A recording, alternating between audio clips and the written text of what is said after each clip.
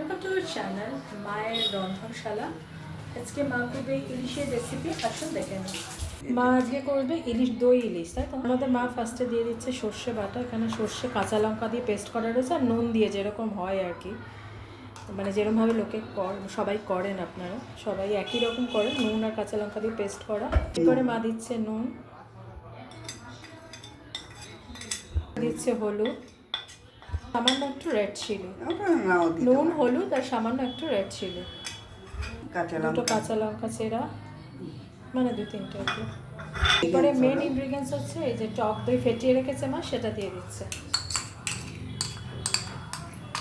মা দিচ্ছে কড়াই তেল, আচ্ছা এর মধ্যে দিয়ে দিচ্ছে তেল। এবার ইলিশ মাছের সাথে সব একসাথে মিক্সড করে নেবে।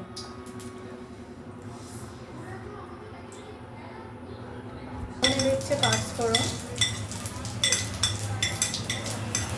মেন ইনগ্রিডিয়েন্টস দই, কিন্তু এটা ইলিশ মাছের কড়াই ভাপা বললেও চলে যায়, কারণ সব একসাথে মিক্সড করে কড়াইয়ে ঢেলে দেওয়া। পাঁচফোড়ন থেকে সুন্দর গন্ধ বেরিয়ে গেছে। এরপরে মা যে ইলিশ মাছের সব দিয়ে মাখিয়ে রেখেছিল সেটা দিয়ে দেবেন। যে ইলিশ মাছ করে দিয়েছে, এবার যে ইলিশ মাছ যেসব দিয়ে মেখেছিল সেইটা দিয়ে রেসিপিটা এবার হবে। এবার মা লিড দিয়ে দেবে, তাই তো? মা এরকম লিড দিয়ে দিচ্ছে। আমার লিডটা তুলে দেখে নেবে, এই দেখুন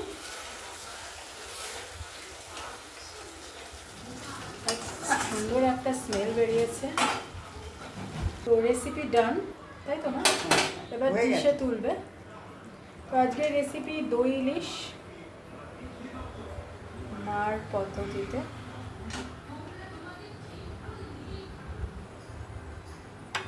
আজকের রেসিপি ডান, অন্যদিন অন্য কোনো রেসিপি নিয়ে আবার ফিরে আসবো। ভালো থাকবেন, আর please please please please please আমাকে আর আমার মায়ের যে চ্যানেলটা আছে সেই চ্যানেলটা প্লিজ সাবস্ক্রাইব করুন, আমাদের পাশে থাকুন। আপনাদের আশীর্বাদ আমাদের ভীষণভাবে দরকার। আমাকে আর আমার মাকে আপনারা আশীর্বাদ করুন, যাতে আমি আর আমার এই চ্যানেলটাকে অনেক দূর এগোতে পারি।